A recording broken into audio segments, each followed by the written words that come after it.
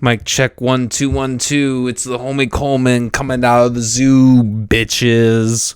What's up, everybody? Doing some ad reads today. It is 3 o'clock in the afternoon on a Wednesday, and I'm drinking a beer. You know why? Because we just had the midterm election. No, not really. I don't know. The only thing I have to say before we start the ads, I know this is a little unconventional for the show, but I'm heated. Not even heated. I'm shocked. I'm shocked that it was close. I'm shocked. I can't believe people are just like, yeah, cool, man. It's insane. I know I'm a libertarian. It doesn't matter. I know Hank is going to hate me for doing this at the beginning of his episode. Hopefully not. I'm just kidding. Anyways, our first sponsor, Stutterbox Productions. Trying to find your next spot for a show or event? Look no further, because Stutterbox Productions is here to help. If you're looking for a solid team of people to get you started with your next performance or event, this is the company to contact. They're always busy and in motion behind the scenes in the Midwest and have plenty of shows lined up. So what are you waiting for? Head over to Stutterbox Productions' Facebook page for all of your needs today. Guerrilla Graphics Design Agency. Guerrilla Graphics Design Agency can provide you with top-tier effects. No, I'm not doing that. Guerrilla Graphics Design Agency can provide you with top-tier effects and production value. Their team has everything you can ask for, including professional equipment and a stellar end product from top to bottom. And that team is including yours truly, head editor, head behind the scenes. I believe head. We haven't really discussed that, but I'm throwing it out there. It's official now. There's no turning back. Head over to GuerrillaGraphics.com for all of your designing today. That's GuerrillaGraphics.com.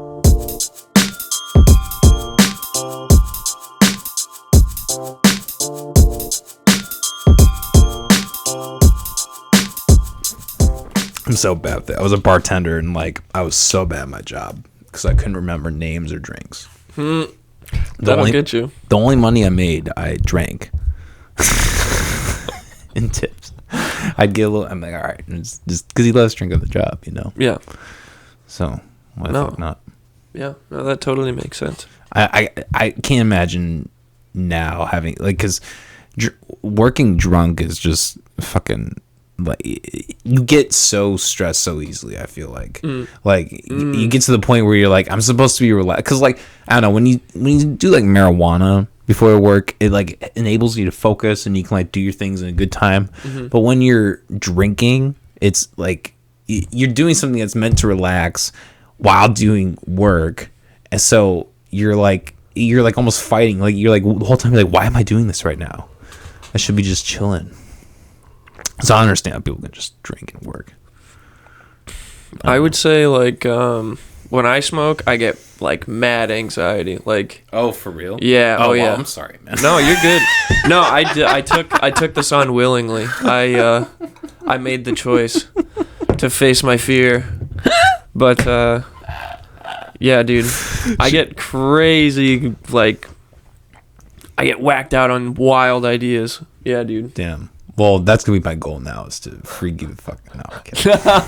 No. He's gonna make me watch a Japanese horror film, some really gruesome shit. We're just gonna interlace porn with cutting up dead bodies, and you're by the end you're gonna be driving home. And you're gonna be catatonic. The flattest drive, the most boring drive, and I'm just reliving everything I've seen. I almost hit a deer, but it just crosses just in time. I don't even notice. I'm just pitch black, cruising. You commit suicide before the episode even comes out. We put out a little disclaimer guys, I admit this one went a little too far.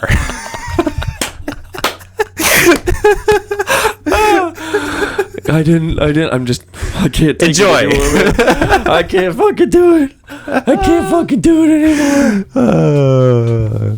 Ladies and gentlemen, Hank Welbert, right? Welter. God. No, you're good. Hank Welter? Welter. Hank Welter. Oh, and it's... God, is it Colton? Caleb. Me? Yeah. Coleman. Coleman? Really? Coleman? Oh, shit. You wouldn't think looking at me, but yeah, my name is Coleman. Coleman. I like Yeah. that. That's a good name, though. Yeah, no. Coleman McAllister. I mean, I'm named after my father, which is, That's pretty gnarly. yeah. Yeah. I mean, I guess ideologically, I always joke about having my kid be Coleman the Third, but I don't think I would do that. Do you want kids? I want kids, yeah. You do? Uh-huh. What's your dream goal? Like, how many kids are you thinking? If you were to picture yourself with your with your future family, what does it look like? Probably like 2 or 3 kids, I would say. Okay. Yeah. I feel like you have to have a decent amount, otherwise they get kind of weird, you know? They gotta kind of like get each other in line, you know? Yeah, 3 is probably that threshold, because I grew up in a family of 4. Oh, really? And look at me, I'm... You're doing great, man. Oh, well, thank you. You're doing good. Well, hey, cheers to that, man. Yeah, for real. Sorry, Cheers. as you're grabbing your water. You're trying to hydrate and be a good person, and I make you drink. I'm just trying to stay balanced, man. That's good. That's smart. I'm like someone who I'm like a nervous sipper. So if I'm like same in social situations, I'll just like pew, pew, pew, and then it just like whoosh rushes in. Man, I have that problem too, dude. That's the thing about like shows. Like I'm kind of in the middle of a break with shows right now, because I get to a point where I get so shit faced every time. Toward the end, I was getting a little better with it, but I don't know. It's I feel like I'm just in a phase right now where I need to take a break. Yeah. Do you because we just did an episode. So to some context for those who may not know, you're part of Reggae Rapids, and we did an episode at your festival. Yeah. Or not your festival. Wasn't it Briar Patch? Briar Patch Festival, Yeah. Yes. Yeah, Briar Patch. That was a Cyclo Fest. It was. I ended up dipping just because I had shit going on early in the morning. It was a really good vibe, and like really just like it was just like a little patch like in the woods with a cabin and like just a little like oval, like everybody could just chill and have their blanket and everybody's just hanging out. It's super vibey back there. Super vibey. Super aesthetic back there. Hell yeah. It's got a good kind of back country Iowa sort of feel. And the stage is cool. Very, very cool. It's in like a nice little natural alcove. The only thing I will say is it got hot, dude. It was fucking hot. Yeah, like I was like sweaty. That's kind of hot, you know? I do remember that, yeah. And I got flashed by some chick. She's just like sticking her shit out the door. There's like a little cabin scene. And she's just like fucking, I look back. There's just like a tit. I'm like, whoa, shit. What the fuck? Picture. Yeah. Where is it? Hey, what the fuck are you doing, you fucking pervert? You showing it. Do you think if you show it, that gives a pass to take a picture? Not necessarily. I don't think so either. No, it's like a spur. It's like a I don't know. Yeah, that is kind of a weird one. I'm just being controversial, but yeah, people are. I don't know. Controversy. That's the thing I can never understand about women, like that like complex of like showing off your body. I don't know. I'm not like that at all. No. Remotely. No, I'm not either. That is kind of a weird thing I've noticed. It's like it is weird. Like so much of like social media is like borderline porn. It's like crazy. Oh yeah, 110%. It's like damn. And then like it's so easy to get sucked into that shit, but then when you think about it, it's like, man, this is just some person with a family and like I don't know, and they're fucking selling their body on. It's like weird. I don't know. Yeah. No, it is really easy to get removed from the reality of these people that like are in that industry. Yeah. Like so when I was going through my divorce, I was kind of like we didn't fuck or anything, but I just was just hanging out with the stripper for a little bit, and like her lifestyle was just such a turn on to me. Yeah. Oh yeah. Like I can imagine. really, really liked coke, and I'm not like into coke at all. That's dangerous, man. Yeah, for real. That's really dangerous. Yeah, just overall, just like not the type of person that was like I couldn't really see myself. Like, no, because it's attractive. Like the whole like porn stripper type of thing is attractive. From afar, but when you really like kind of zone in on it, and it's crazy. It's interesting. I'm actually on like a no porn kick right now. Nice, dude. Yeah, I think fucking based. Yeah. Fucking based, dude. Honestly, though, like, I think porn is genuinely toxic for your brain. Like, it's like, you're basically just, like, simulated sexing yourself. So you're, like, not actually getting pussy and then tricking your brain into thinking you're getting pussy. And so you're like, I'm satisfied with being a piece of shit because I can just go online and get, like... My dopamine rush. My pussy tablets. Yeah. Well, and, like, it is interesting, though, because, like, I do think it can help, like, spicing up relationships. Like, I think people can use it healthily. Really? I don't think... You don't think so? I don't know. I guess I haven't really, like... I feel like when you're having sex with someone, you should just, like, work on... It's like a thing you build as a unit, you know? You gotta... Yeah, but, I mean, you're not, like, involving other people. You're just kind of, like, playing on that fantasy, I guess. I guess. I don't know. And honestly, I mean, what it comes down to is, like, everyone being consenting adults, right. Obviously. And whatever's your thing is your thing, man. Exactly. Whatever you want to do, just do it, you know? Just feel it out, man. But yeah, no, I agree. I mean, like I said, I think people should be able to have it, but it is something that's toxic. I think something that I've really wanted to stop doing for a while, so I'm kind of on that. Yeah. On that journey. Yeah. Well, I've heard some stuff. I mean, I'm sure. I mean, there's enough amateur stuff where it's probably not always the case, but like, I know there's a lot of like exploitation and like fucked up shit in the porn industry. Sure. I will say I think that's gotten a lot better. Yeah. I like you know, as you allude to, like amateur. Like I think as it gets more, that is like the positive of it going more independent. Is like people aren't necessarily exploited or like, you know. Yeah, sorry. That was probably the biggest yawn I think anyone's taken. Really? I think I gotta. Sorry, I'm just fucking.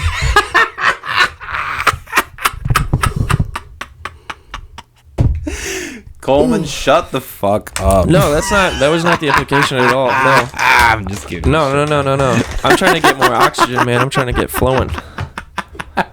Get the juices pumping through the brain. Yeah, no, I don't want you to take that as like a fucking, this guy's so boring, you guys.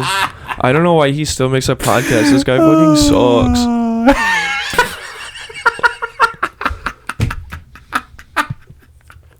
Oh, nah, I'm just talking shit, man. That's funny. No, I mean, you know, it happens. It happens. Yeah, man. Yeah. I mean, I feel like I've had times where I've yawned at guests and like they probably have the same thoughts. They're like, what the fuck? They're like, what the hell is wrong with this guy? Yeah, that drive from Cedar Rapids can get. I mean, I could see you get tired after that. It's not too bad. Like it's a quick 2-hour type of deal. But it does move quick. Yeah. And if you listen to something, it's pretty easy to zone out. But it's just like, there's just like nothing out there, man.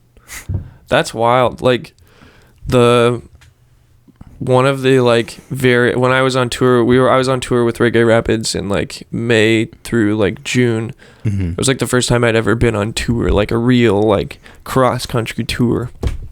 And like the crazy amount of just like empty space like freaked me out so much when I was just thinking of like going through the desert and it's so dry and arid and there's like no water anywhere, and like people fucking marched through that shit to get to California. Like that's fucking wild. Like it sounds like a fucking nightmare, man. Like I was thinking about breaking down even in our van, like on the side of the road. Like even just being outside at all just like would suck. Like you would get sunburned to shit, and like it was like, that's crazy, man. There's all this like empty space. Yeah, man, when he gets in the mountains of like the West Coast, like all that shit gets crazy. Like, yeah, you know, getting up there. Yeah. All that. What's the longest? I think you guys probably answered this on the pod, but when's the longest that you guys have done on tour? Like the longest amount of time? Yeah. I don't know. In one run. I mean, this was my first one. I think they did 2 other ones. I think. Oh, did you recently join? Yeah, I joined 2 years ago. Oh, okay. Yeah. So I'm one of the newer members. Okay. Jason and I are like some of the. He was in there before I was. Okay. So let me ask you that. How has that felt? Like kind of like kind of joining in, not really necessarily late to the party, but like, there's always something established, and you're kind of like, how's that felt? It's been interesting. It's been interesting to kind of plug into, because like, excuse me. No, see, now I'm yawning at myself. No, it's been interesting to like kind of plug in and like be a part of something that's like becoming new and like kind of figuring itself out. And like, I think Reggae Rapids has like a really good, like, they've got a really good feel. Like when things lock in with that band, like they're one of my favorite bands to play with, because like everybody starts clicking with each other, and like there's so much shit going on. Everybody's like layering in and doing their own thing, but it works with everybody else, and it's like an amazing kind of jam that I don't get with some other bands. And like, so there's like a lot of potential, and we just kind of gotta get ourselves kind of figured out. Yeah, that's how I feel about it. But I like Reggae Rapids a lot. I like those guys a lot, and like, I know that they're good dudes because like we were together on tour for like a month, and like we never had any major like confrontations. Like everything was chill. I'm sure like everybody had bad moments, like, but overall it was just like an amazing time. Like everything was good. The dudes were good. The vibes are good. Like everybody's connecting genuinely. Like it was a good time. Like, damn. Hell yeah, man. Well, that's the thing that was impressed to me. Upon me, you guys, it's like you guys all seem to be very like, homey, humble, like just very, open people, easy to talk to. To this day, the biggest episode lineup that we've had, like 6 people, and you guys all were like, very willing to talk and just, be, friendly. Yeah. And yeah, you guys have a good thing going. You have a good vibe. Thanks, man. Yeah, I really hope I can, I need to talk to Zach about, A, doing another episode, and B, doing something with, when you guys do your next festival. We were kind of talking about it before the episode, but like, oh yeah, you guys recently, you did that the same weekend of Field Trip. You guys did what was it called again? Give me a second here. Farm Fresh. I always feel better barefoot. Gotta get grounded.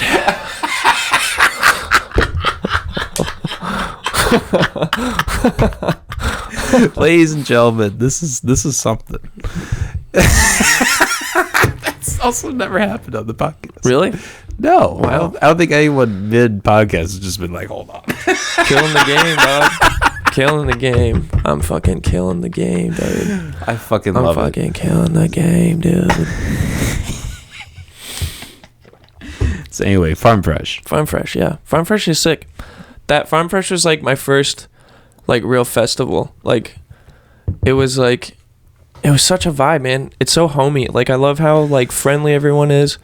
Like people will feed you and fucking give you blankets and like check up on you, and like if you're having a bad time, somebody can be there and they'll help you out, and like people are trustworthy, and like, and the music is good, like, and the vibes between the musicians and the crowd are good. Like it's a good little festival. Yeah, man. Hell yeah. I didn't get to spend as much time at the one this year, which was a bummer, because I double booked myself like a dumbass. Oh, you're looking to, as of late, I've been the king of like double booking. Oh, God. Technical difficulties, It's so everything, easy. man. It is so easy. So easy to do. You offhandedly just tell someone, yeah, I'll do that. And then you're like, whoa, fuck, Yeah. that's on this day. I need somebody to just like yell at me about my calendar. I'll just like pay somebody and be like, Right. hey, can I do this? No, you've already got something else. Fuck. Okay. All right. And then wake up in the morning, and then she's like, you got this today, and this and this and this, and then this, and I'll be like, okay, all right, sign it off, let's do it, whatever. Yeah, I need my own little assistant. I need my own Monica Lewinsky. I need I just need a little Monica there. Throw a little Monica in there, yeah. A little Monica in my life. Remember that fucking song, Mambo Number 5? That was a great song. Do you remember that fucking Stuart Little movie? Anybody remember that that's shit? why I always correlate. What's that? That's why I always correlate with. But it's severely underrated song. Dude, that song fucking slaps, dude. Dude, that That bass song is so good. I'll be fucking like like as an adult, I'll be just like bumping that in the street, just driving through wherever, and people be like, I don't give a fuck. That bass. What are you gonna do about it, dude? A little firing rounds into the air.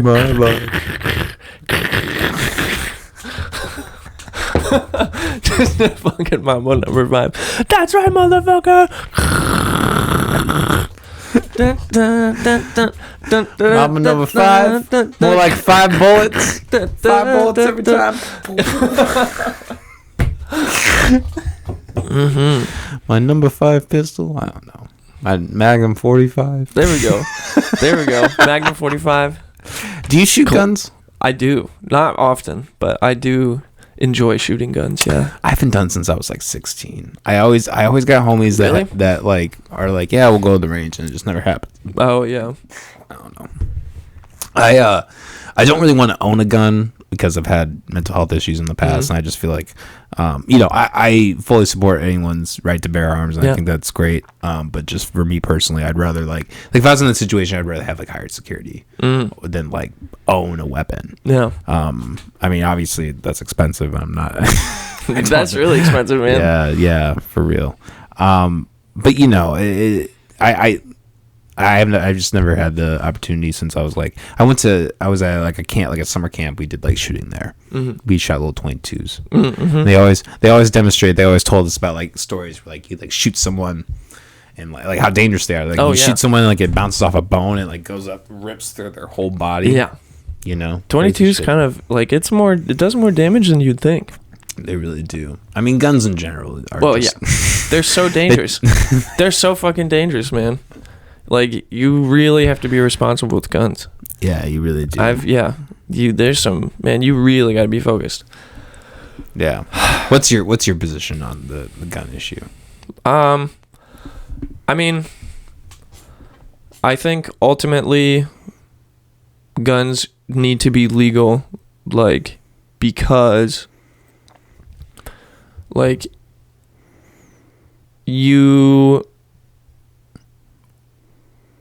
minus like crazy weaponry, but I feel like the goal of the Second Amendment was to like make sure people could, if needed, rise up against the government. You know what I mean? Yeah.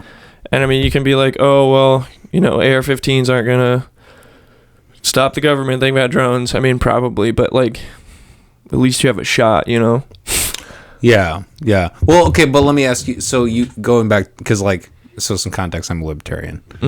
Some crazy muff. No, I'm kidding. No, I think I knew you were a libertarian. Yeah, like I really don't like what Joe Jorgensen did, which was like, everybody should have a tank. Like I really hate that kind of messaging. Yeah. Like I like that's not in my mind. That's not the focus of being libertarian. It's like giving everybody tanks. Like get the fuck out of here. Well, you're supposed to earn them, dude. The whole point is that you get a job or you build a business and then you earn your tank.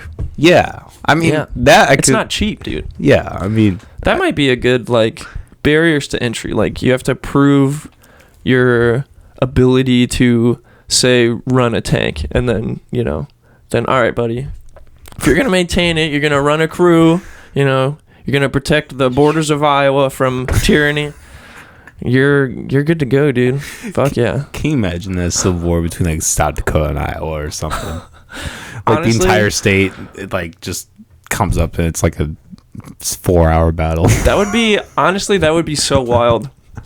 That would be so fucking wild if we were just like warring states. I think that's kind of what the founding fathers wanted. I think. Really? Yeah, we were supposed they wanted to war each other. Yeah, they were supposed to be like. I think the states were supposed to be basically like little sovereign nations. Okay, I see what you're saying. Like they're just supposed to be more separated than they are now. Yeah. Well, I mean, going back to libertarianism, that's that's what I think that would be my vision. Yeah. Having smaller clusters. Let's take like like the midterm elections coming up, right? Mm-hmm. We have a governor election, which I will say I know absolutely nothing about what's going on right now. I will say, I want to pay attention to Iowa politics, but I feel like to even remotely know what's going on, you have to, deep dive. Because, everything that you can find that's close, easy to reach is, so full of just, political jargon. It's, you can't parse out any real information from that kind of shit. Yeah, but even on that scale, like, you know, Democratic, Republican, like, it's obvious that you go to the cities, there's going to be more Democratic values, and if you go to some small town, rural areas, there's going to be Republican values. Yeah. Like, I don't see why Des Moines can't just govern themselves. If they want to be more democratically run, then they can. Like, I don't see why they can't govern themselves as that, and why, you know, Lamar's or whatever small ass town can do whatever the fuck, you know. Yeah. As long as they're not, you know, maliciously harming other people, they can do what they want, you know. All right, I resonate with that. Yeah. I definitely resonate with that. Yeah. Yeah, for sure, man. There's like a nice sort of like community in like independence, which is like good, I think. I don't know. Yeah. I mean, and you know, a fair argument that I struggle with as a libertarian is like, you know, what people can really handle. You know, that's another thing too. Like I because I do like to, you know, I do think that most people can make their own decisions, and like, you know, and honestly, I think even still people can, but like there is kind of something about like a, you know, a free for all anarchical society that kind of is still terrifying in my mind. Yeah, like having no restriction and being like, okay, these like allowing the possibility for someone who's malicious to go out and like murder people, and like then there's like nothing to stop. I mean, because, you know, it's hard to say that like, oh, there's a business that's gonna like be marketed towards like we're gonna kill this killer, you're gonna pay $50 a month, so we make sure to kill the one time a guy with a knife runs, you know. It's hard to make that correlation. You know, it's a whole, I think anybody in any political region, they need to like have a realistic compass. You know, like, and you know, I know you just said you don't know a whole lot about Iowa politics, but like I would argue that's the most important politics that you need to know. Like, you know, knowing about like how Kim Reynolds wants to like, you know, have this ethanol oil like, you know, forced on all these private companies, and you know how she wants to build pipelines through private businesses and homes, and like, you know, how her monopoly on the, you know, marijuana market, like these things are important to know. You know, what's Kim's thing on marijuana? Okay, so there's a single company, I don't know what the company is, that controls the entire legal cannabis industry of Iowa, like the CBD, HHC, Delta 9, etc. And they've constructed it in a way where only that business can create marijuana. So there's a government created monopoly for this one company to make everything marijuana. That's wild. Marijuana based in Iowa. That sounds like communism to me. It is. It legitimately is. These Republicans are a bunch of liars. There. And, you know, and this goes back to me being libertarian, man, because like I was, and we kind of talked about this a little bit too, like, you know, being more you know, conservative minded. Like there's something about the Republican Party that has failed a lot of people. So there's kind of this, you know, amongst younger people, you know, it's been there for a while, but like, you know, there's a real rise amongst young people, this move of libertarianism. I think it's great. Yeah. Join today. I would say like the goal for like me politically is like some sort of balance, like well, that's important too, because sure. I feel like big corporations like kind of run a lot of things from behind the scenes. You know what I mean? Like they're involved in all of our politics, and just like there's like, it feels like they have a lot of control over stuff that's important, like your food and like fucking media and all this kind of shit. And then they own the government too. It's like fucking, you know. Yeah. But that's the thing though, is like I believe that those corporations are able to continue, you know, in that direction because of government. I think if there wasn't the government powering, not that I'm saying that there should be no government, but if they did not have that, you know, side hand, we're going to have this government make all these laws and these loopholes for us to keep conducting in these ways. If they didn't have the apparatus, in theory, if these companies acted maliciously, acted poorly, then they would naturally fail. Because, like, I always use this example. If Walmart today was like, no more black people, we're not, or let's do a Kanye, no more Jews in Walmart. Who would you go to Walmart? I would stop going to Walmart. No. I'd be like, fuck Walmart. You know what I mean? But what if you're in a small town, you don't have an option? And that's a valid point too. But and I guess my argument would be, I think eventually another business would come about. Like whether that's you have to go to the next town and like, conduct business there or whatever, finding those other means, I think as a side temporary option is still better than like a government run industry. Yeah, that's a good point. That would be my argument. However, like, if when it comes to things like, like child exploitation, like, pedophilia, et cetera, et cetera, et cetera. Yeah. Like, that's kind of where I also struggle with libertarianism, because there is not a market value for children except through a slavery type of apparatus. So it's kind of it's a slippery slope to just say like, oh, we're just gonna have that rely on the market, like, that's dangerous. Yeah. I think having a government apparatus that can at least attempt to prevent that, I think that's also needed for sure. I mean, sorry, man. No, you're not boring me. I'm genuinely like trying to, charge my brain up. I promise I'm not bored. I genuinely want to have this conversation.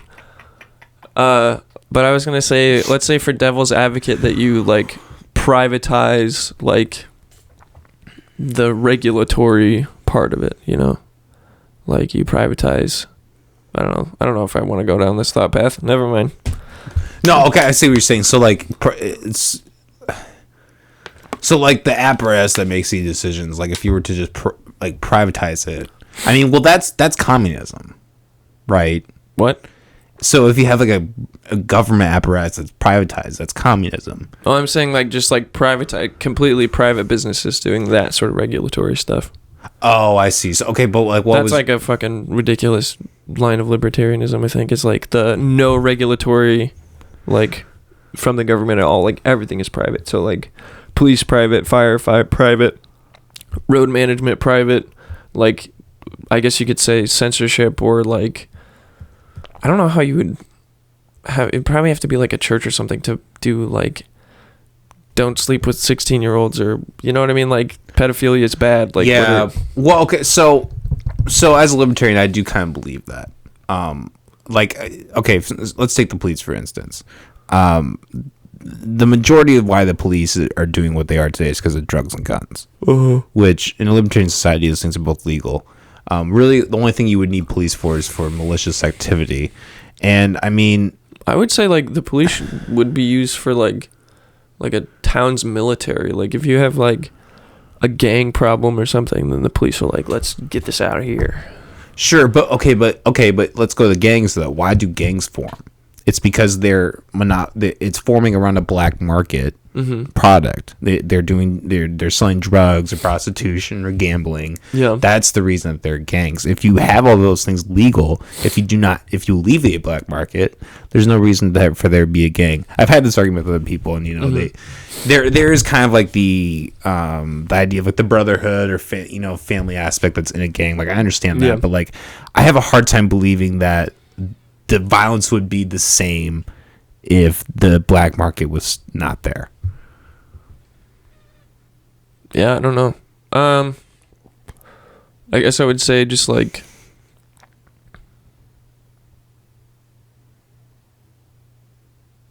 yeah, I don't know. Well, I was gonna say like look at other places where like drugs aren't. Well, yeah, there are places where drugs are all legal and like bad shit doesn't happen, but or like I guess never mind. I don't know where I'm going. Guys, we've gone too far. Yeah. can't handle it. So I'm just kidding. No, so you're good. I like to fuck around. Yeah, that's my thing. What do you think about Kanye? We were kind of talking about. Did you listen to his recent appearance on Lex? Yeah, I thought that was pretty wild, man. Yeah, I mean, just how blatantly the racism is. Yeah, I was like, he like tripled fucking down on that shit, man. Yeah, he really did. I wish they would have talked about who actually did fuck him over, like who actually like the name, the producers and stuff that fucked Kanye over. Well, that's the problem with Kanye though, is he wasn't really interested in that. He just wanted to keep because Lex actually gave him the opportunity multiple times to just like name these people. He's like, nah, man, I'm not doing that. Yeah. Yeah, man, that was a lot. It was crazy. And it really kind of like excuse me. It really like hurts black people in a way. It really just kind of like this idea that like black people can't be racist is now completely shattered. Like Kanye has completely thrown that out the window. Yeah. I mean, like, I don't think like Kanye's not necessarily like a liaison of the black community. Like, oh sure, he's not just an individual dude. Like, everybody's got crazy dudes, I agree. Everybody's got crazy dudes who do fucked up shit. So like, I don't know. Yeah, fucking, they don't want to deal with them anymore. They can write them off if they want to. Yeah, and that's totally fair. Yeah, it is just like kind of sad, like the low level thinking that people can have with that kind of stuff. Yeah, man. Like to cast like an entire thing as a facade of conspiracy of one group, like one religious group. Yeah, like life is way more complicated than that. Yeah, like you can make, you can even like make jokes about that, or like like even you could even make the correlation, hey, it's kind of interesting that these people are all Jewish, but that's a lot different than saying like this entire blanket group of people, the industry is being manipulated by the Jews. He's literally talking to Lex, who's Jewish, who just like is an engineer at the podcast. He's like, you guys, like implying that Lex is like with the Warner Brothers executives, like Lex is like getting dinner with them every night. Like, I'm about to have Kanye on. What do I need to? What are my bullet points here, fellas? What do I need to ask him about? Yeah, right. What parts of the Jewish community would you like me to ask about? Quiz him on the Torah. Yeah. Yeah, dude. Shouldn't if you're that anti-Semitic, shouldn't you have at least read the Torah? That's right. Isn't the Torah is the Jewish text? It's one of them. I know there's more than one. Like, I feel like that should be like a baseline. Like, if you're gonna be that racist, you should just put in the work, man. Put them to Do work. your fucking research, man. Be an educated racist. Learn the Jew. Where are the educated racists of our society? You must learn the Jew in order to hate the Jew. You gotta earn it, dude. Oh my god, that's dark. Oh shit, dude. You gotta get educated first, dude. Kanye, just read the source material. You need to know Waterman? It's not that far off from the Bible, bro. It's related. He's really into Christianity, which I thought was such a wild turn of events. Yeah, you can just grab me. My bad. I have a whole fucking 40-pack. Did you listen to Jesus is King, his like first Christian album? Dude, I couldn't get through it. I couldn't either. It wasn't very good. I liked the like idea, like I love the like big black choir sound, like and some of that more gospel influence stuff, but like it just wasn't quite nailed down. I've never like. You want a beer? Yeah, I'll take another beer. I feel weird even like giving a shit about Kanye because I didn't really like listen to him much growing up. You know what I mean? Like, yeah, I grew up for the first part of my life in like a small town. So like most of what I listened to was like whatever CDs I had from my mom or my dad, and then like the classic rock station and like country. Yeah, I can relate to that. When I got to the cities, when I was in like like junior high and shit, like I already like listened to my own thing. I didn't even really like a lot of the pop music.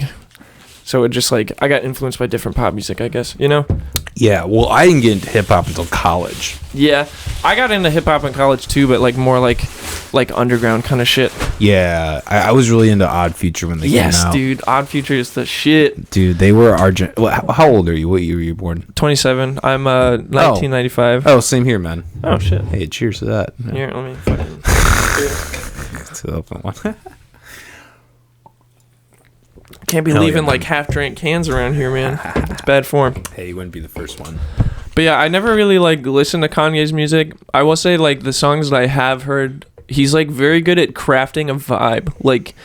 Like it's not necessarily about what he's rapping about, because he's like an okay rapper. Like he does some kind of fun stuff, and like I mean, like Gold Digger is like a fucking hell of a song, man. Like the vibe of that, just like, you know, she's just here for your money, man. Like I've never been in that situation, like, ever, because I'm a broke ass motherfucker, but like it's like, damn, if I was there, I feel you, dog. Like, yo, that's mad relatable to me. Me, a like 22-year-old fucking community college kid, smokes weed all the time. Yeah, dude. Hell yeah. Fucking Kanye, man. Did you ever play Saints Row the Third, I think? You know, that's the only one I played a little bit of. Like, didn't really get into it. I was really into GTA. GTA is a better game. Oh, for sure. Honestly, hot take. GTA 4 is kind of like it's totally different GTA than you would expect. Oh, for sure. GTA 4 is like weirdly realistic, or like feels more gritty. Yeah, well, I've never gotten to GTA 4. I only really played GTA 5, yeah. GTA 5 is a fucking masterpiece. Like that, it's like a beautiful game. Yeah. Amazing story. Like everything flows really nicely. Good little Easter eggs and stuff. I feel like it's a good homage to the older ones. But GTA 4 is like, the cars drive like shit. So it's like, that's what I hated about it. That's why I couldn't get into it. So I was like, the way I rationalized it was, I was like, this is kind of what it would be like to drive shitty like cars of this period. Like if you didn't know what you were doing, like they would be sloppy and hard to control. You know what I mean? Like crappy cars don't feel good to drive. Like have you ever driven like a Ford Taurus or something? It's like driving a boat. Or like a fucking Sebring. But like, you know, if you're on the interstate, that's what you're gonna be stealing. You know, you're gonna be stealing a fucking Buick Century. You're gonna be ripping an old man out of a Buick Century and then flying down the road. Yeah, it's like dude, oh my gosh, oh, this is not a good story to tell. Probably go for it. So you're on the right podcast for it. Yeah. I used to work for West Music, and there was an old guy who worked there. His name was Lee. He was like he was a trip, man. He was like definitely a hoarder, but like he was so funny and like clever and like kind of racist, and like definitely said some really off-color things about women to me. But sounds like my kind of guy. No, but like ultimately he was a sweetheart, but he was a really terrible driver because he's old and like super short, and like somebody actually pulled him out of his car and like beat the shit out of him. Yeah, that's a really sad story. I probably shouldn't have told it, but yeah, dude, I feel, man. Oh shit! What a time, man. Have you ever been in a fight? No, I haven't been in a real fight. I've like wrestled. I like grappling, kind of, but like, I feel like at some point I should be in a fight, because I feel like you should always be able to defend yourself. Like you should be able to maintain autonomy, you know? Let's do it right now, motherfucker. Flip this fucking table. Dude, that would be, speaking of podcast firsts, you're like not even in frame. You just hear the two of us grunting as the microphones are just like rolling around on the ground. Just like, fuck you. Yeah, and then like a few minutes later, get up covered in blood. Like, what the fuck happened? Have you heard the Timcast podcast? The Timcast IRL? Timcast IRL with Tim Pool? Yeah. One of my homies listens to Tim Pool all the time. Oh, okay. I don't remember who the rapper was, but there was a moment on that episode where he had a rapper on like the late night part, and the conversation got heated, and he like stood up and hit the mic, and he was like, motherfucker, and he was like about to go beat his ass. Holy like, shit. It was crazy. The dude. rapper was good? Yeah. Oh my god, dude. God, you gotta look. I wish we had a sister to look that up. I don't remember who the rapper was, but you need a Jamie to be like, hey, look that up. Well, look up that fucked up thing I thought about. Well, usually it's Molly, but she works 7 days a week right now. Jesus Christ. Yeah. What does she do? So she is she works at the Children's Hospital. She works in the NICU. I knew it. And then I knew it was medical. I knew immediately. You're like 7 days a week. She's a nurse, like, well, not a nurse, but like a medically related person. Yeah. But she also is working on an internship to be a therapist. Oh, nice. So she throughout the week she has to like work with kids and like that's just kind of like her job while she's finishing that up. So yeah, she's busy all the time. And I didn't mean like to like insult her field, like, oh, she's just a nurse, but like I know that medical, like my mom did a bunch of medical shit when I was like younger. Like that world is fucked up, man. Like the shit that they do to their workers is ridiculous. COVID really fucked shit up. Really did. A lot of people quit. And like it just hasn't seemed to like come back. Like they finally took down the mask mandates like a couple months ago. Yeah. But like, you know, they're still getting paid shit wages and they're still getting treated like shit. And I think it's just because like it feels like in a lot of feels like as the market is so saturated, it feels like people find it hard to get jobs, and so the jobs that open up are like shitty and like they pay like shit. And it feels like the only way you can get up is if you're like there for a long time, or you have to have like all these qualifications and shit, basically. Oh shit. Yeah. Should have let that go right in the mic. We had. I was gonna say we had a couple episodes back. We had a good friend of mine. We had like a burp contest. Nice. We lost track eventually, but we were like every time just like. Are you like forcing yourself to do it, like doing the like? Yeah, essentially, yeah. I think that's supposed to be bad for you, if I remember correctly. Yeah. Oh, well, I'm fucked. It's like one of those things where it's like, don't pop your knuckles, you're gonna ruin your hands, like you're gonna give yourself arthritis. It's like, well, actually, Joe Rogan has expert Tom Fingerland here to talk about joints, and popping your joints is actually good for you. So keep that in mind, okay, buddy? Just think about that.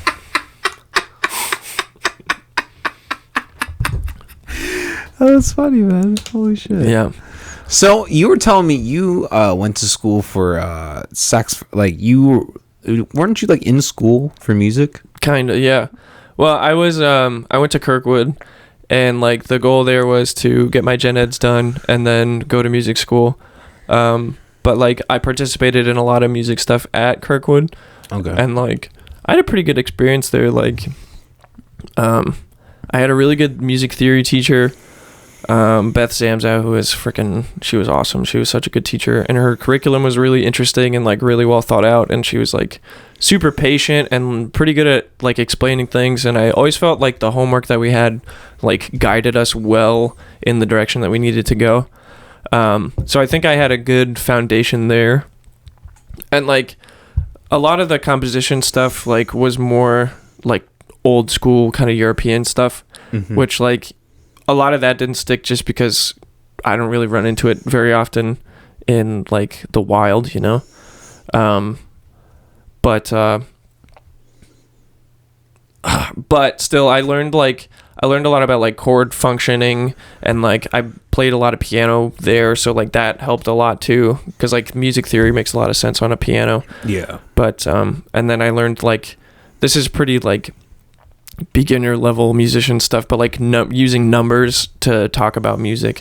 So like like a scale, like do re mi fa sol la ti do is 8 notes, and then like 1 through 8, and then as you play music you'll start to learn like which of those numbers are used more often. So it's like kind of formulas basically, and then like makes it really easy to communicate to other musicians and stuff. It's like yeah. I went to school initially for music education. Oh, really? Yeah. Where at? USD, University of South Dakota. Oh, okay. Yeah. It was not as good as they said it would be. Oh, man. They're like, yeah, this sucks, dude. This is a good place to go do music. Also, music education sounds horrible. Like, dude, well, that's what I realized. I was like, I'm going to be more than likely I'm going to be teaching 3-year-olds how to read half notes. Yeah. That's going to be my job. Yeah. They're not worth it. Or like when I would meet teachers at West that were like doing band stuff in a small town, and they're the band and the choir teacher both. Yeah. And like it's like for the whole school. It's like, Jesus, that's a lot to fucking keep straight. I also like music has always been about the like performance side of it for me. So like I never wanted to, like, I was like, man, if I teach, I just noticed right away, it's like, I'm not going to have any time to do anything else. You don't want to hear a group of 5th graders try to play an instrument? No. If I was going to, I would want to be a conductor. If I was going to do any sort of, I would want to do high school level stuff where they're actually, like, able to make vibey music, and then kind of like... Well, college is the real dream. I think if you want to be a teacher, like if you want to like emulate that real life performance with an education, college is the way to go. But I will say, like, I feel like in a college, I would want to feel like I earned that spot. You know what I mean? I would want to feel like I deserve to be there. Well, they usually are pretty highly accoladed. Yeah, I feel like a lot of those people are in those positions. Yeah.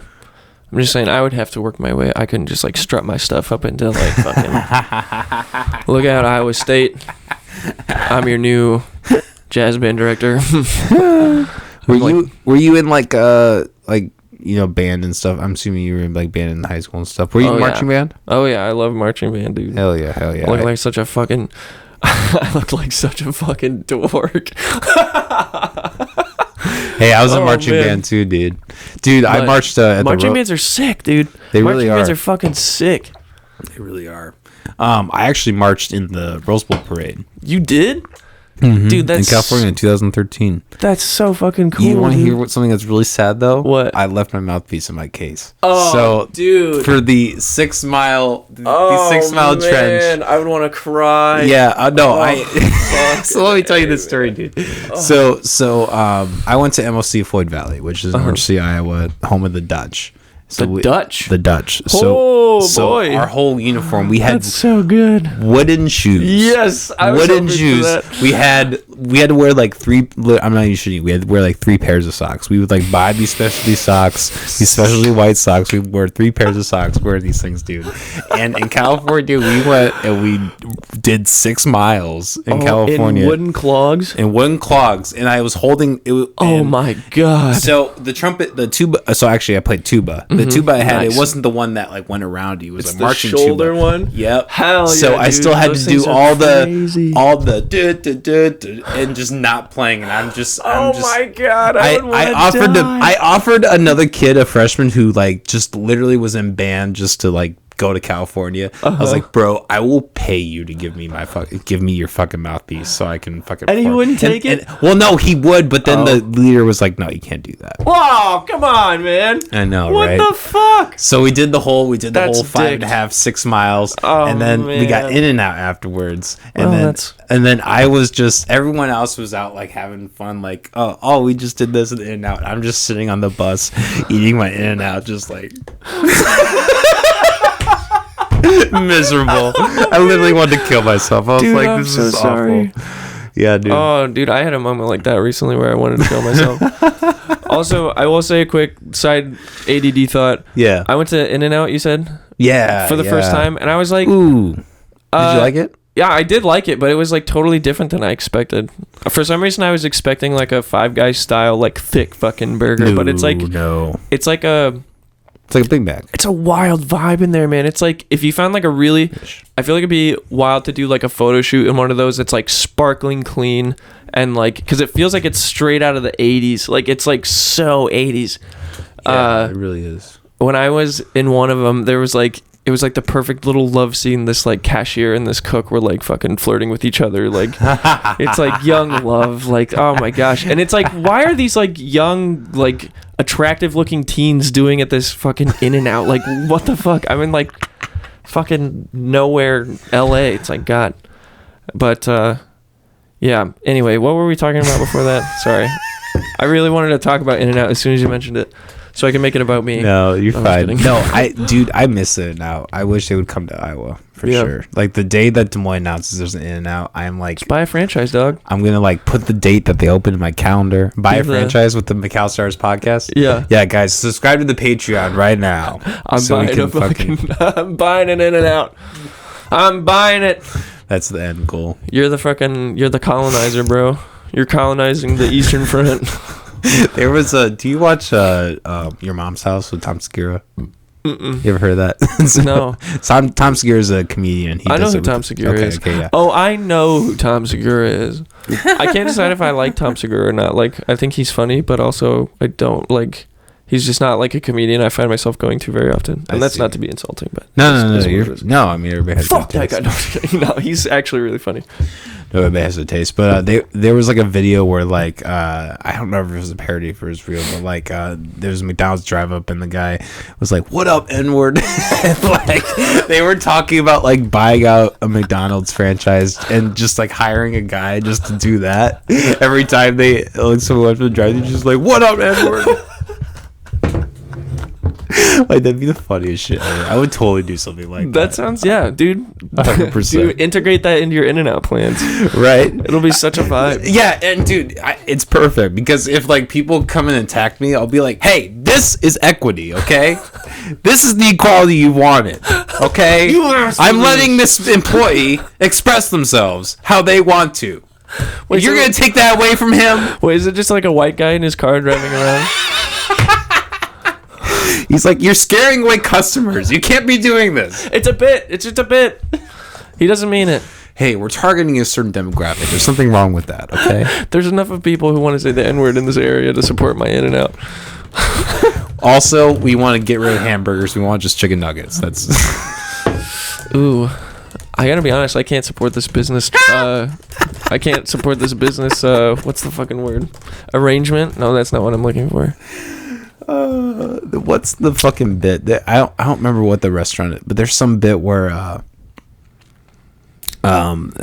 think it's a Wendy's or no, it's a that makes more sense. There's like a town where a KFC like goes out of business, and it's like this mockumentary type of thing where like these TV people are like going to all these black people, and they're like, yeah, they don't have no chicken, I'm pissed. And then they go like one white guy, he's like, yeah, well, I was really upset they didn't have chicken, but I just ordered a hamburger, and I was. And I was fine. And it's just intercut with all these black people just pissed and like there's no fucking chicken. Wait, so he just went to KFC, they didn't have chicken, so he got a burger? Well, he just like went over to like to like another McDonald's or whatever. That's even funny. All these people are outside complaining about the chicken, and he just goes in, and he's still a KFC loyalist, so he's like, I'll just get the burger instead. That's fine. They have like 4 frozen patties that have been there since the restaurant opened like 8 years ago. Like they're so freezer burnt. And he loves it, dude. Shit. And that's how the zombie apocalypse starts. Ba, ba, ba. Do you think that zombies are possible? Zombies are already here, dude. Xanax. Yeah, dude. That's about as real as it gets, I think. Mm-hmm. Fuck, I used to take that shit, man. That's really? Yeah. I never fucked around with pills. Well, I was prescribed. I mean, it wasn't. Yeah, but then yes, I did fuck around with pills in that regard. But I didn't like. I was just prescribed Adderall. But anyway, as you were saying. No, I mean, do you still take it? No. Okay, because I still take Adderall. Like, I'd say probably 1 to 3 times a week, depending. Really? Yeah, you know, I'm a very addictive person, but I've never gotten to that point with Adderall.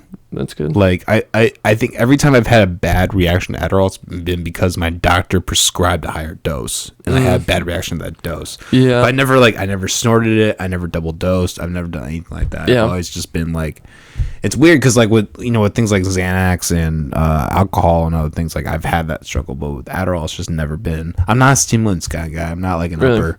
I the upper, I use it when I need it, but I never really get hooked on it like that. I don't know. Yeah, I haven't. So, like, the thing that made me want to stop taking Adderall.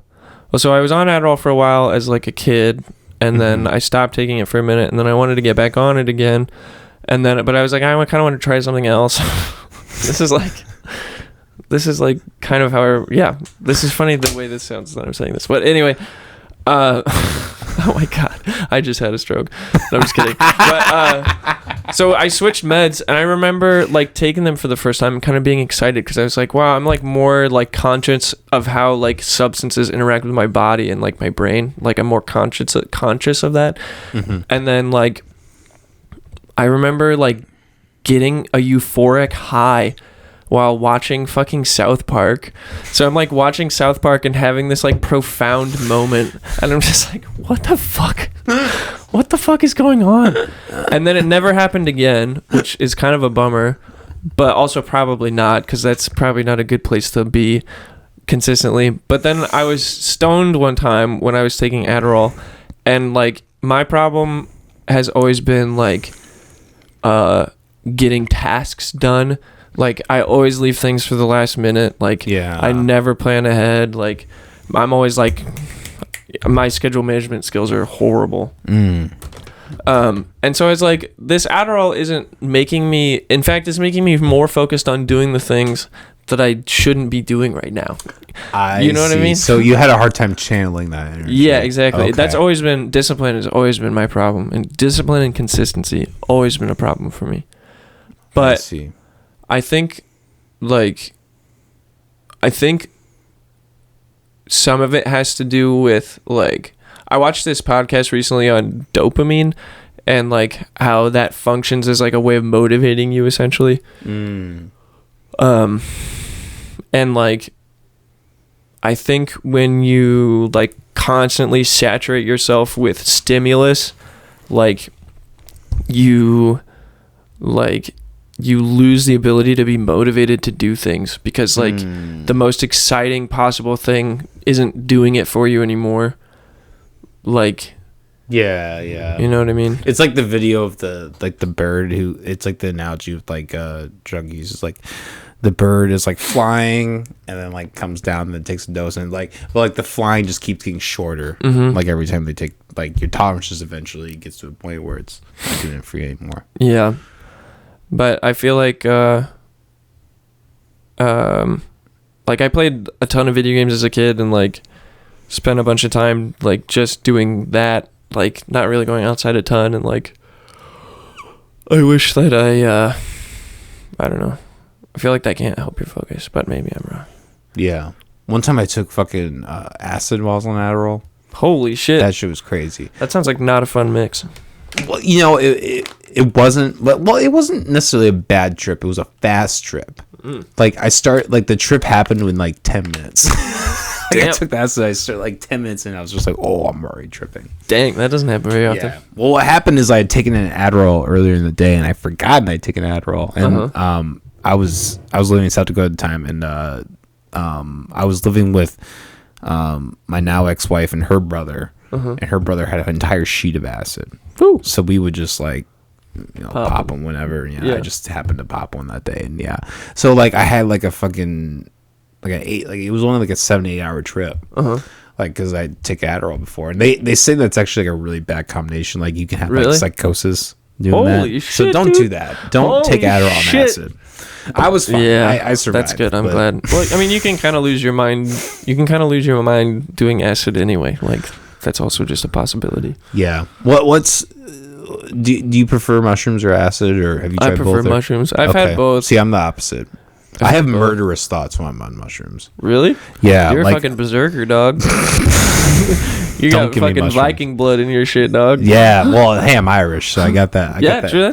That's all part of the I got that angry shit in me, for sure. No, I've had 2 different mushroom experiences where the person I'm with, I like want to stab them. Damn. And it's like both times it was my partner. Really? So it's, yeah.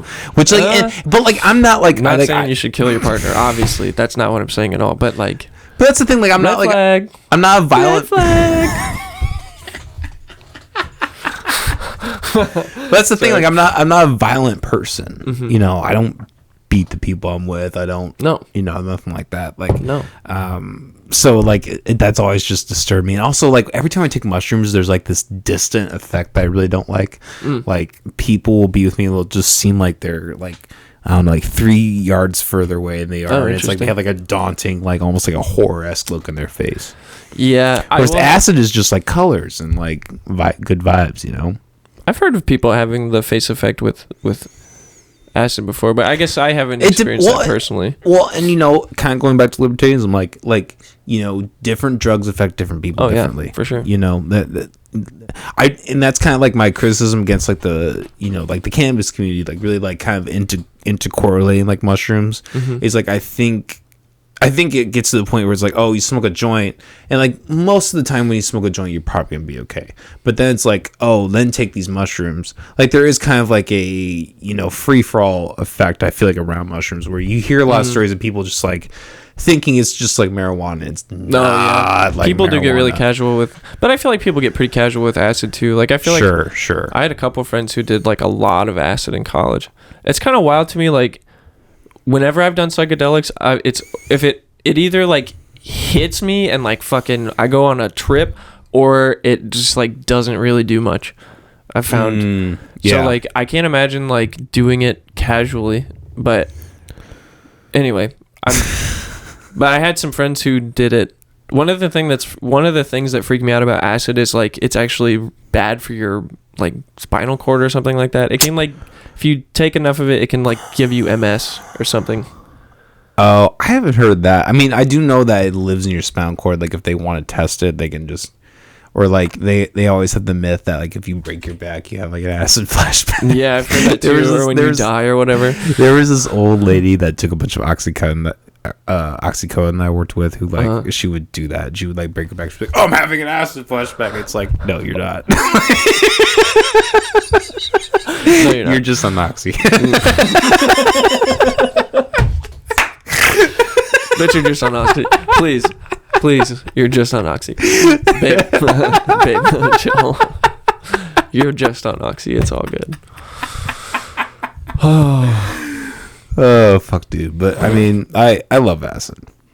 I haven't taken it in like probably 2.5 years at this point, just because like I really do worry about like the drugs being laced with it. I know here in Des Moines there was some really bad acid going around. There were a lot of kids going to the hospital and shit. So I've always been sketched about it. Yeah. I don't have a reputable source to get it from, so I'm just not interested in it. That's why I feel slightly safer taking mushrooms too, because it's like from the earth, man. That's fair. It's like it's a little bit. I know that's kind of a bad argument because they're poisonous things that you can eat, but like like LSD can be so many different like variations on LSD. Yeah, there's LSA. The same thing. There's all this different and shit. You have no fucking idea what you're getting. Yeah, for sure, dude. One time I took I talked about this on the GXP podcast. I took this stuff called 4-ACO-MBT. Which is like a government tranquilizer that the guy gave it to me, said it was like mushrooms, and it was kind of like mushrooms, but not really. you think about like the U.S. government like poisoning somebody that's like for elections or whatever. This is the kind of shit that I took, and like it was the worst experience I've ever had. Like I felt so removed from reality. I felt like I was in between dimensions. I felt like the room was stretched out. Holy shit! We were watching. I think we watched Toy Story and Rain Man. And like I was having murderous thoughts then too, like about the person I was with. And it was bad, dude. That's a bad experience. That's one of the like the constant like traumatic thoughts thing where it's like I want to kill this person, or like it's intrusive thoughts. Yeah, that you actually ruminate on when you're in that sort of. It's like.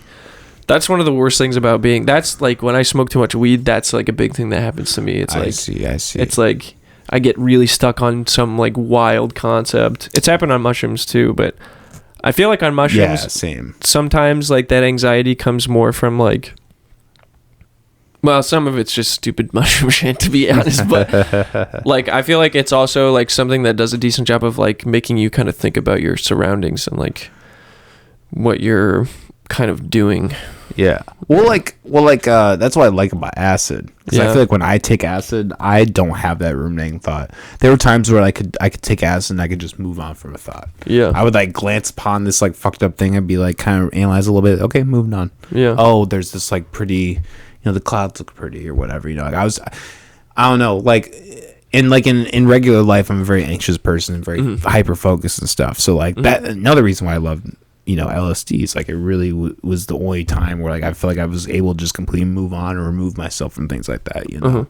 I do really wish that they would like research and legalize LSD so you could have like think if you could take like a 50th of an acid trip and just like put it in a pill and you just have that good vibrant like, oh, I'm just like feeling good about myself, I'm feeling good about things, I'm not even necessarily seeing colors or whatever or having hallucinogenic effects, I'm just enjoying life. Like, I think, I don't know, LSD gets a really bad rap. It really pisses me off when people, like, will get on me personally, like, for taking acid, especially when they're an alcoholic. Like, that pisses me the fuck off. That will, like, I will start yelling at that bitch. I will start yelling at a motherfucker if they're, like, if they have a beer in hand, they're like, yeah, you taking acid, you're that's bad, dude. Queer. Yeah.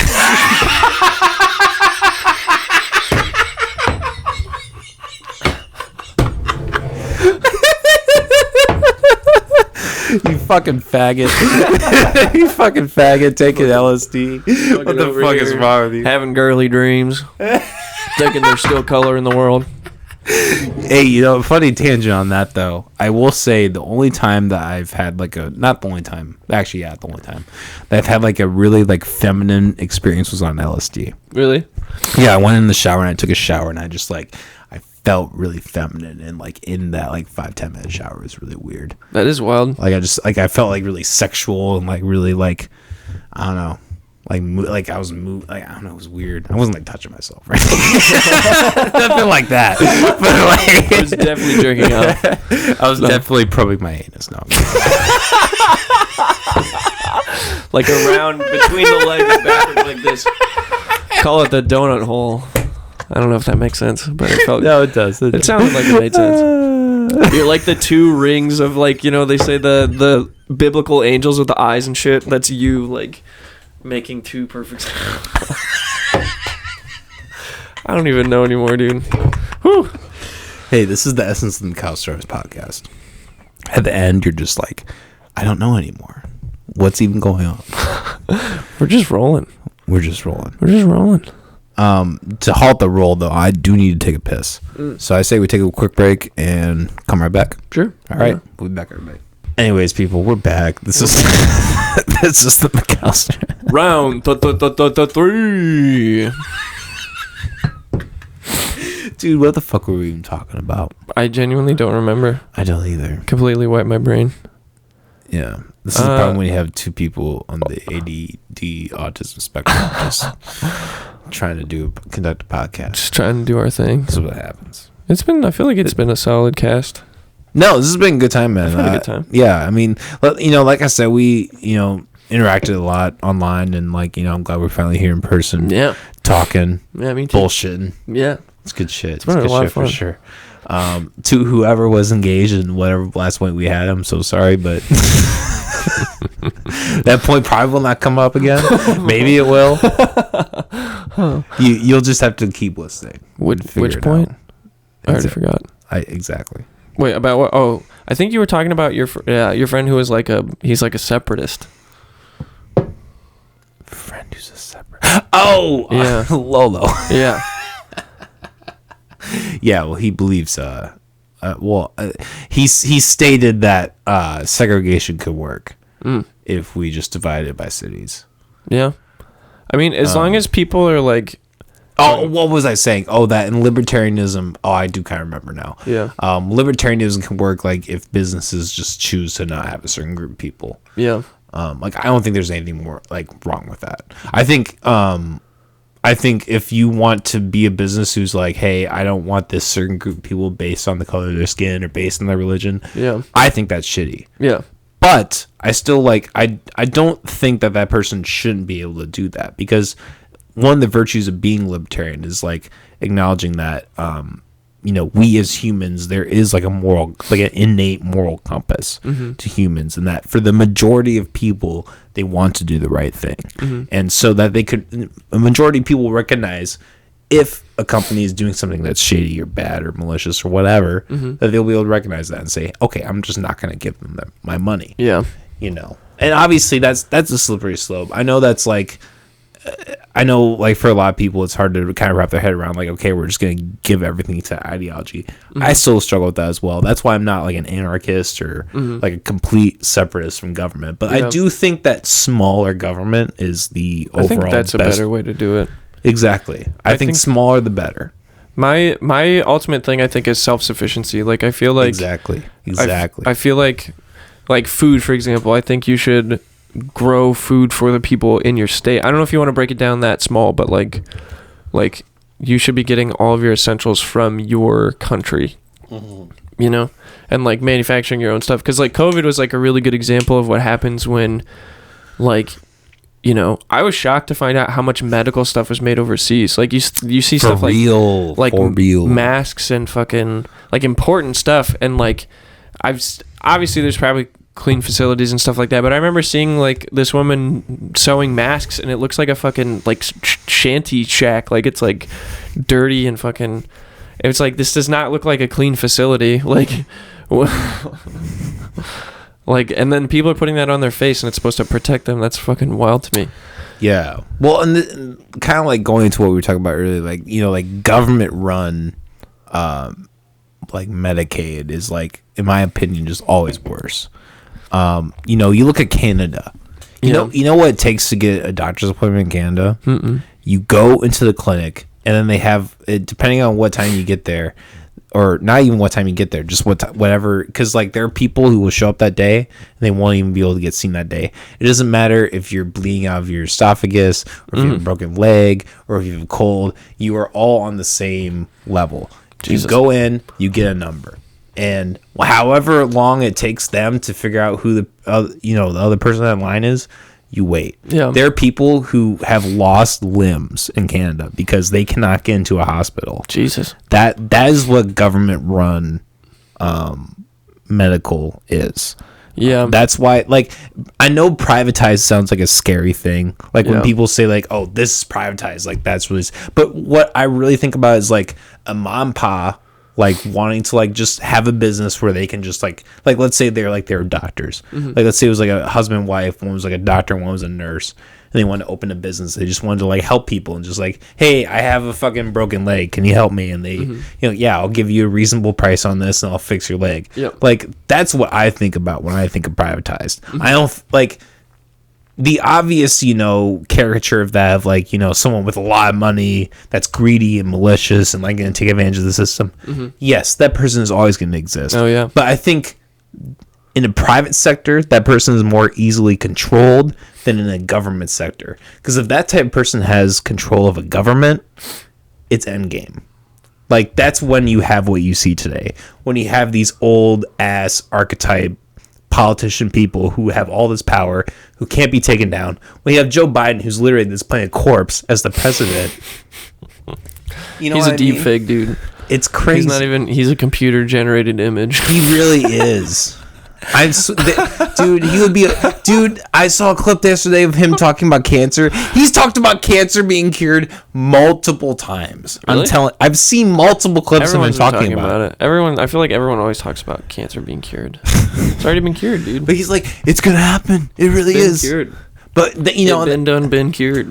But that is kind of a scary reality we live in. Also, is like deep fake shit. Yeah. Who knows how much of that is deep fake or not, or it doesn't look great yet. I've seen some deep fake stuff before. It's like, not saying that Joe Biden's blunders are deep fakes. No. I mean, I think probably 90+% of them.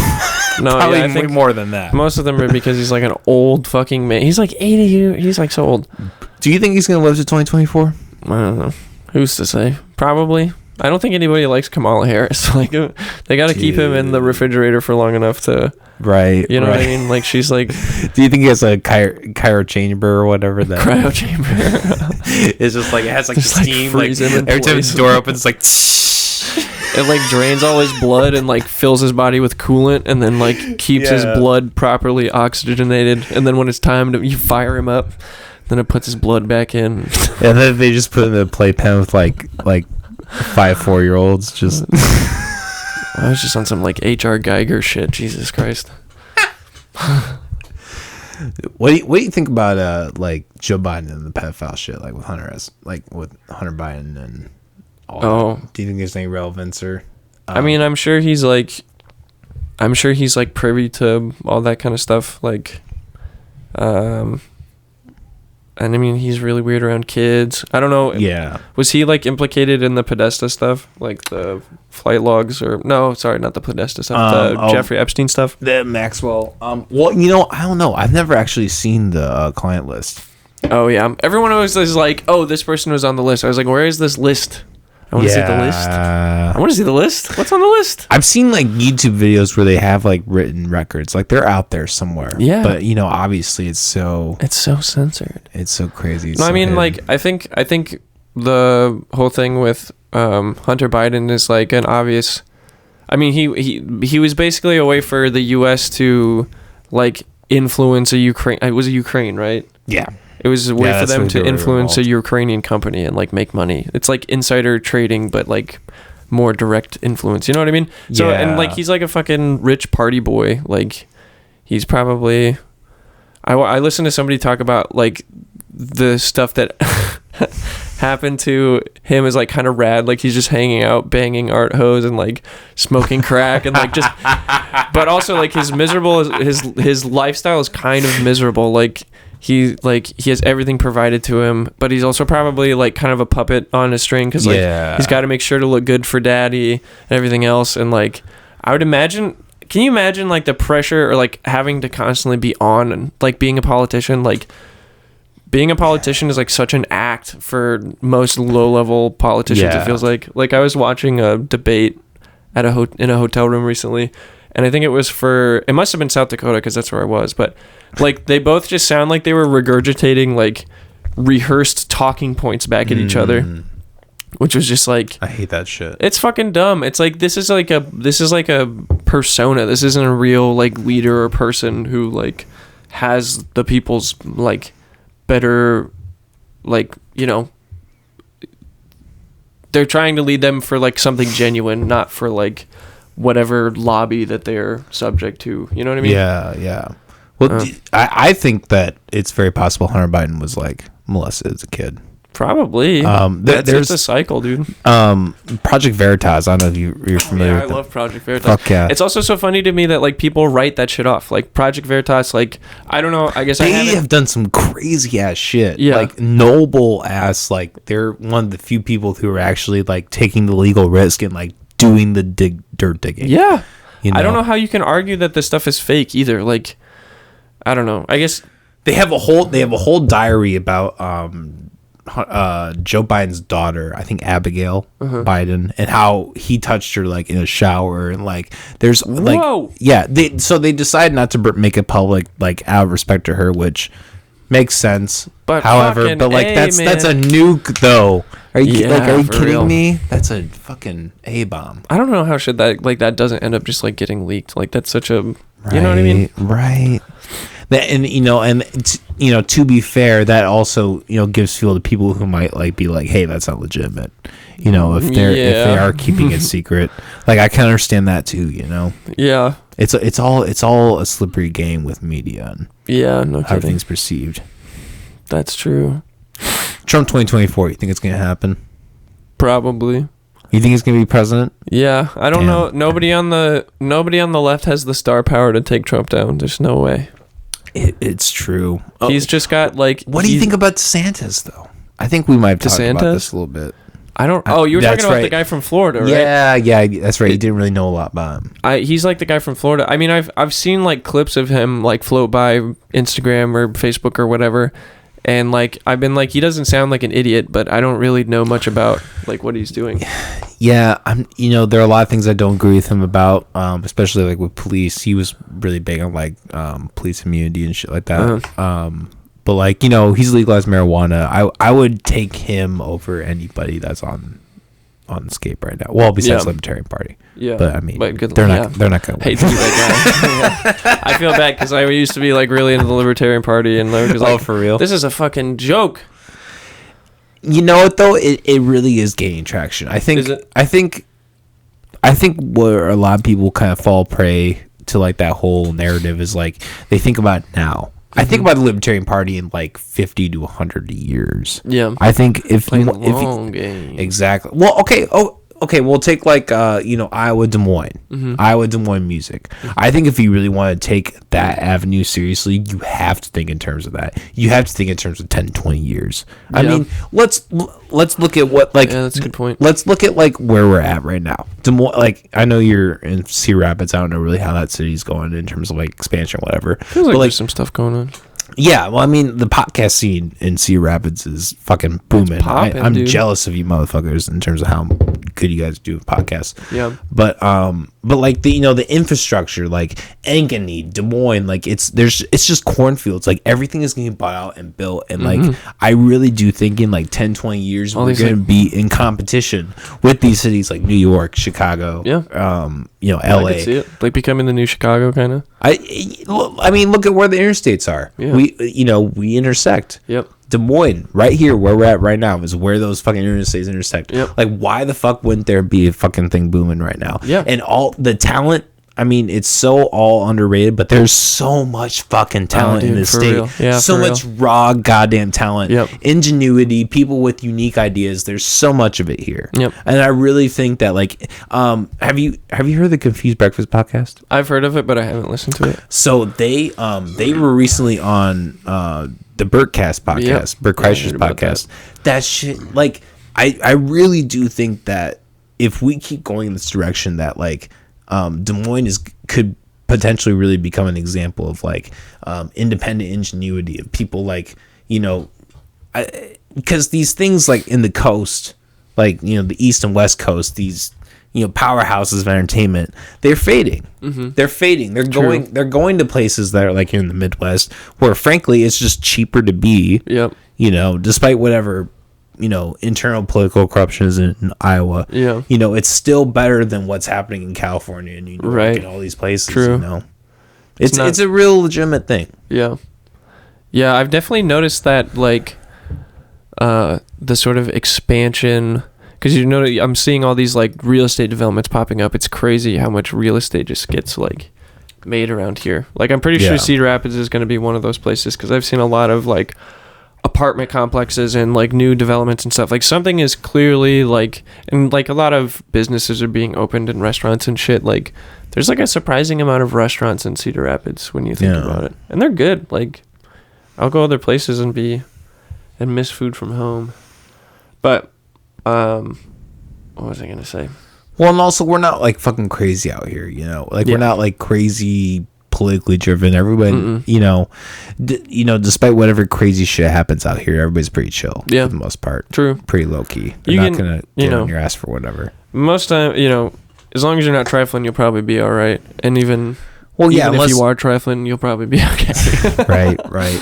Like, yeah, I mean, as long as you're obviously not doing the things like, being malicious or like intruding on people's property, like, if you're just chill, like, sorry, I always bring it back because I'm a politically natured person, but like libertarianism, like, I think Iowa is one of the places where libertarianism can work the best. Yeah. It's like, we really are kind of a community of people who are like, self-made and like, minded in a way where they're working towards like more independent based wealth than like trying to just go through like this government overreaching system, or like corporate BS. Exactly. Like, you go to places that are like on the West Coast, East Coast, and like, for the most part they're probably going to be okay with like the idea of like a government ran type of thing, like overarching, like, oh, we're just going to get our food stamps or whatever to survive. We're not going to try to make anything for ourselves. I understand that kind of sounds like an antagonistical point, but I really do think that like as people, as humans, biologically, we do really need like a kind of force, an internal force that like drives us towards being able to create things. Yeah. Being able, like, kind of going to that like basic biological thing, like we need to go find food, we need to go make our own shelter, etc., etc., etc. Like, I think there is a real biological thing that's being missed when you have this government apparatus that's just going to give you everything. Yeah, that's true. Yeah, that's something I kind of worry about with, like, one of the things I thought was interesting about Andrew Yang was that he kind of brought up the reality of automation. Yeah, like, he really did. But I really do like Andrew Yang's spirit, but I think his ideas are kind of like, I don't really agree with UBI. Oh yeah. But I do see his point, on how automation is a problem. But he seems to kind of almost give into it. Mm-hmm. Oh, he's accepted that it's a reality, basically. He's like, exactly. The robots are coming and they're going to take all your jobs. And that's a fair point too. I Yeah. understand. Like Elon Musk kind of talks about that a lot too. Yeah. He's like, eventually it's just gonna get to a point where we're all gonna need some kind of universal basic income. I'm like, Yeah. Oh my that God. might be a scary reality. It really. The vibe of that whole thing just feels spooky to me. I don't know what it is. Like, What do you think about the whole Twitter? Because he just recently. Did you see his photo op with like he brought in the sink? No. That was hilarious. No. That was so funny. He literally just walked into Twitter with a sink. It's like throwing the kitchen sink at it, you know what I mean? It was so funny. Swallow, I was like, that's great. Oh Like my this, gosh. he thought about that for months. He messaged friends. Yeah, for real. He messaged friends and he was like, "Hey, how's this sound? Let's just fucking bring in a sink." I'm just gonna walk in with a sink. It's abstract art, dude. It is cutting edge. You don't see shit like this in the new school in New York. You don't see shit like this. For real. What do you think about Elon Musk as a whole? What's your take on him? I think he's a dirty transhumanist. No, I think he's he's like someone who I feel like he's all for the like human integration with robots, which I'm really not like a fan of. Like I feel like that's fair.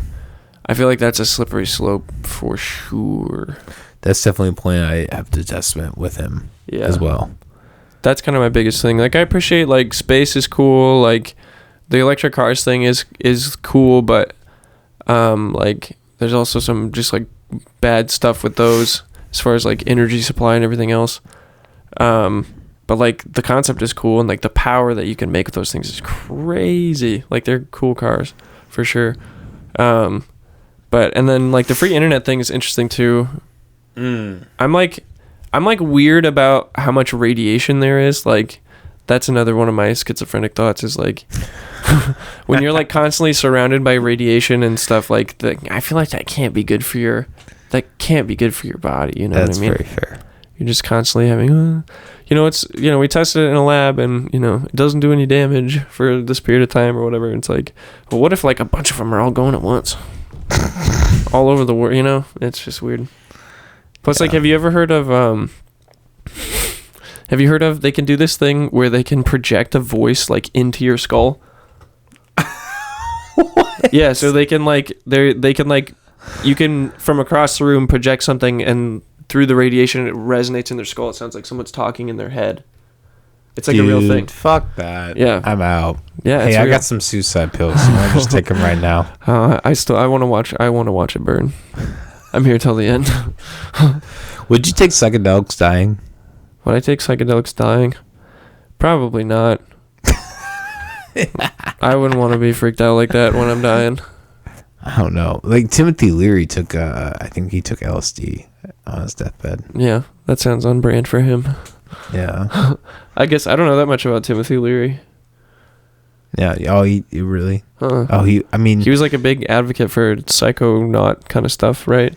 That's about all I know about him. Yeah, I mean, He's like a pioneer of acid and stuff like that. Yeah, he was a huge pioneer of acid for sure. Yeah, I think he died from cancer. I don't remember what kind, but that's a bitch for sure. That is a bitch. Well, Hank, we've been going for about 2 hours now. Damn. Almost. Wow. I'm wondering if there's anything else you want to talk about before you maybe wrap this up, and if there's anything you want to promote, announce. What's Reggae Rapids up to? Are they have any albums or? We're kind of working on some like original stuff, some covers, and kind of getting some original stuff kind of fleshed out and doing some jamming and just kind of figuring some stuff out. We had our lead guitar player just left and went to Twin Cities.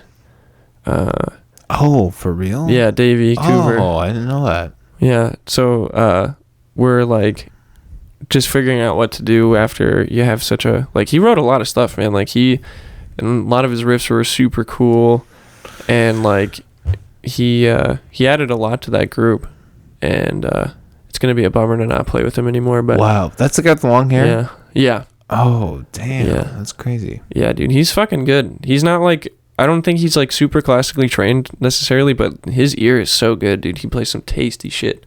I've really enjoyed jamming with him, but yeah, he's going up. So we're trying out new guitar players, just trying out different formats and stuff. Sure. And so it's like, the winter's a good time to kind of hunker down and like figure yourself out a little bit, you know. So I think that's kind of the plan with that. Other shout outs. I think Soul Stripper's got something maybe coming up soon. We're kind of working on some details on that, but that might be something to keep an eye on. And then the other main thing I'd want to shout out is if you're ever in the Cedar Rapids area on the first Thursday of the month, I run a jam at a bar called Moco. We run from 7 to midnight. 7 to 9 is like you can be under 21 and in the bar. I think it's a restaurant, so you can be in there under 21, and then once 9 o'clock hits, it's 21 and over. So you have the, kiddie pool and then adult swim. And then the rules for the jam are basically no covers, but you can bring originals as long as you can like teach it to the house band well enough that we can play it with you. Like, so we'll do original music, and like we'll generally so I have a house band that kind of keeps things together. Like I'll have drums, guitar, bass and keys generally, and then people will just like come in and sign up and sit in on the drums of the group or sit in on guitar or whatever. So yeah, we're looking for like more vocalists, and honestly, I don't see a ton of rhythm guitar players. That would be cool. Keyboards are always cool. We just ask you bring your gear if you've got like a guitar or whatever, and be like very respectful with people's gear. But yes, always. But it's a good time. Like it's a smallish bar, but it's nice and intimate, and like the boys on stage have a good time, and we have some crazy nights. Oh my gosh, it can be a hell of a party. But yeah, if you're in Cedar Rapids first Thursday, come see me at Moco. Oh yeah. Well, hey man, Hank, I really appreciate you coming on, man. This has been a hell of a time. I really like what you do. I really like, Cedar Rapids, or Cedar Rapids. Jesus Christ, that's how much beer I've had. Yeah. No, Reggae Rapids. He didn't eat lunch. I did in fact eat lunch. I had my bad. a Dave single at Wendy's. That was my lunch. Dude, yeah. Wendy's. I like Wendy's. I fuck with Wendy's. What do you think about Burger King? I like, honestly, Burger King burgers are probably my favorite. Really? No, yeah. The problem though, I feel like, is most Burger Kings are absolute trash. They are. But the I like Whoppers are so much. Yeah. It's a disgusting amount. But you can get like regular cheeseburgers and shit too. Like the meat part of it is like my favorite part. There's other places that like Hardee's is charbroiled burgers too. Hardee's is disgusting though. Yeah, well, I think Hardee's suffers even more from the like, this place is a shithole. Like you never find a good Hardee's. Yeah. There's no good Hardee's. In my small town that I grew up in, the only place you could get a burger was Hardee's. Damn. And like everybody talked about how people would spit in the food. And so like I never went. So an actual nightmare restaurant. Yeah, exactly. You could get subs, you could get tacos. That was the only shit you can get in my town. Oh my god. Taco John's, Subway, Casey's, Pizza Ranch. Pizza Ranch, the Pizza Ranch headquarters were actually in the town I grew up in, believe it or not. No shit. Yeah. Did you have the fundamental store, like the first ever Pizza Ranch in your town? No, nothing like that. But I mean, it was just the headquarters. They really went all out on that Pizza Ranch store for sure. I mean, Pizza Ranch is still crap. But. Yeah. I mean, it's got a soft spot in my heart. For real. Just from like being a kid and there's a buffet. Yeah, that's cactus true. Bread. I do kind of think about like, what if I just had that night? What if I just like got really drunk and I was like, fuck all my preconceived notions and ambitions. Yeah, I'm just gonna completely let go night and just go to Pizza Ranch. You go to Pizza Ranch. I'm gonna go spend the buffet. I'm gonna eat 2 pizzas worth of pizza. Yeah, I'm gonna dip every pizza slice in ranch. Absolutely. I'm gonna get a plate full of ranch dressing. That's what people do. Oh yeah, it's crazy. Oh yeah, the ranch budget through the roof, dude. We gotta cut down on ranch use, you guys. It's getting bad out there. I can't. Our local supplier is running out of ranch. That's gonna be the source, right? Like Hidden Valley just has a fucking contract with Pizza Ranch. They're like, just gotta make sure we're totally like, we'll give you some kind of bonus to like make sure we're just totally stocked up. Like all the time, right? We'll sweeten the deal here for you. Yeah. We got the Joe Biden special running for you. We have kids' brains. Oh no! We have children's organs for sale. Fresh kitty organs. Yummy. Dude, did you watch the Dahmer? No. No, I didn't. I don't want to talk about it too much because we're about to talk about it tonight. But I didn't realize that, like, I've never... So I know of Jeffrey Dahmer. Like, I've watched various things and heard about him. I didn't realize he killed fucking black people. Like, I didn't realize his thing was, like... It was, like, drugging black, like, gay men, right? Or just... Well, I don't know. I think... What he claimed... So, this is obviously a Jeffrey Dahmer's take, so take it with a grain of salt, obviously. But, like, he said that it wasn't because of race. It was just because that's who he's attracted to. And that's kind of one... That's something I wonder, too, is, like, is it really because he was... outwardly racist, or was he just attracted to black men? Black men, yeah. Is that racist to like be attracted to black men? No, I don't think so. No, not at all. It is what it is.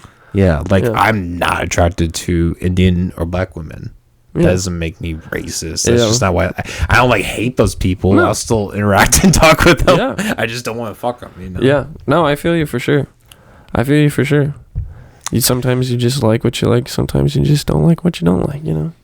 Exactly. That's like, what's the one video of like the person who's like, "Oh, you wouldn't trans person? You're transphobic." Oh my gosh. It's like, shut the fuck up. No, I don't want to have sex with a trans person. I'm sorry.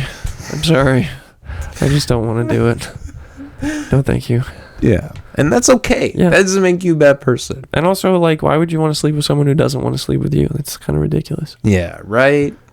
Yeah. Sex should be consensual, mutual, etc. Yeah. Safe. Yeah. All of that. Yeah. Guys, unless it's not safe is your thing, and then just be careful out there, okay? Sorry. So, guys, unless safety is not your deal, which is fine. I mean, that's the essence of the McAllister Hours, right? Yes. We don't like safety. No, I'm kidding. No, safety's off all the time. As much as we joke around, be consensual. Yeah. Don't rape people. Don't Definitely do not rape. Please Official statement of McAllister Hours. Do not rape. Right now I'm going to go change the bio. Rule number 1. Do not rape. I start fucking Fight Club-esque this. I have a whole crowd of goons. I'm just like, rule number 1, do not rape. Do not rape. Please, let's not fall into the same trap that every organization has. Please, let's establish this right now. And then you go and beat up fucking rapists, dude. It's fucking badass. Sleeveless jean jackets. We can be racist. We can be whatever. Yeah, just whatever. don't be racist. Just don't be rapists. Don't be rapists. Racists, not rapists. Racists, not rapists. Yeah. Towards the Jews specifically. Just that one group. Black people, they're cool. Indians, awesome. Asians, hell yeah. Jews, nah, G. But according to Kanye West, we're all Jewish. So then he's not anti-Jewish. That was his argument. Yeah. I kind of wish Lex had explored that more. It's like, why do you think black people and Jewish are the same? It's like, well, because I had an album that said in the second verse. I think it's based on like I know allegedly Ham, who's a character in the Old Testament, was black, and so there's descendants from him. So black people are basically drawing their lineage to Ham, and I think Ham might be one of the. I don't know. There's so many old Jewish characters or deities or important figures that I just don't know anything about.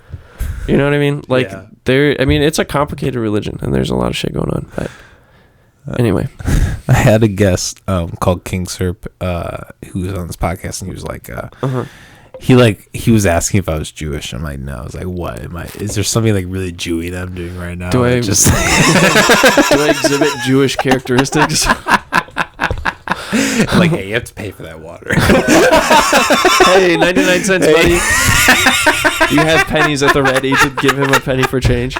Keep the change, motherfucker. If you want this water, you have to pay. Yeah. You tell him, he tells you to keep the change, you still give him the penny, just slide it on the table. Wouldn't that be great if that was a bit in the podcast? If I'm like, hey, you want a water? I'd be like, yeah, $1, please. It's $1. That would honestly be a great bit. That would. That would be just like, are you right, I guess I'm serious? That would, if somebody didn't know you or didn't know the bit, they would be so just bro, what the fuck is your... What? Are you Jewish? Just immediately right off the cuff.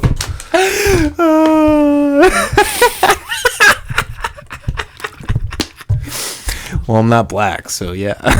True. You could be Russian or Slavic. All right, guys, check out Hank and his shit. Reggae Rapids. Goddamn, we've had a little too much to drink when I can't even get the band right and shit. Jeez, man. But hey, man, it's been a great time having you on. For sure. I've had a great time. Yeah, it's been fun. Yeah. Like I said, we've interacted online a lot, so it's good to actually get in the studio. Yeah. Guys, stay tuned. We're here every Monday and Thursday at 7 p.m. and we have a Patreon. Please go subscribe to that if you want extra content. And like I said, go check out Reggae Rapids. I went, to their one of the festivals they were at, and they have a really good vibe. They're really good people. They have great music. So please go check them out. Yep. All right. Peace, everybody. Have a good night. Don't forget the jam.